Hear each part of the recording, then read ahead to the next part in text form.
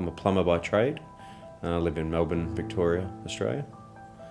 And I recently, 2 months ago, had a motorbike accident. Started off just a random ride, to be honest. A mate had just bought a new bike and it ended up turning out to be quite a nice day. A car coming in the opposite direction, don't know if he didn't see us or didn't see anything or didn't even bother looking, but just turned directly in front of us and into a yacht club, and I hit the side of him. I remember seeing the guy's face just before I hit the crash. I was going 60 k's. I think by the time I hit the car, maybe 50. By the time, it was probably about maybe 4 or 5 metres of distance I had between the time I realised he was definitely going to turn and by the time I started braking to not try and skid out. Then I blacked out. I think as soon as I hit the car, I think my brain and body just thought it's going to hurt. Woke up in the gutter, spitting out blood. Stuart, who was riding with Adam, rang me and said Adam's had an accident on his bike. I think I kind of went into shock a little bit. It was the worst experience of my life. So the common serious injuries we see in our road trauma patients are injuries that affect the central nervous system, so the brain, severe head injuries, spine injuries. I was trying to pull the helmet off. This was opening up like an oyster. Severe fractures, loss of skin and loss of tissue from the limbs. The nerves have been stretched or snapped because as I went over the car, I think it's hit that and stretched.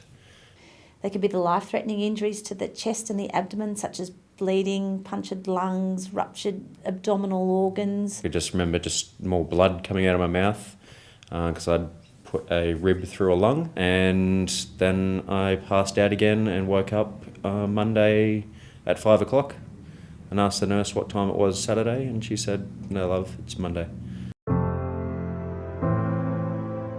There is a devastating impact upon the average person who undergoes a significant trauma. You don't realise how important the ability to rotate your arm in space is until you lose the ability to do that. I can pour juice. I can get dressed. I do need the wife to put the button to do the final touches. You know, he'll use one arm to hold his food and cut it himself, and, you know, he wants to help as much as he can.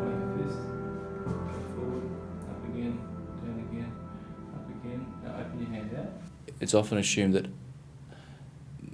people get what they deserve, but the reality is that a large proportion of people we see who need major interventions, major surgeries, major reconstruction are innocent bystanders of other people's decisions, other people's bad decisions. Safe road use is everybody's responsibility. We can't control everything out there on the road, but what we can do is minimise the risks to ourselves, but also the other people on the road as much as possible. And it only takes, like for me, feels like it was about 10 seconds of that slowing that impact down, but it probably would have only been a matter of, half a second to 2 seconds before the impact. And if he had just looked up or taken that extra second to look, I wouldn't have been where I am today.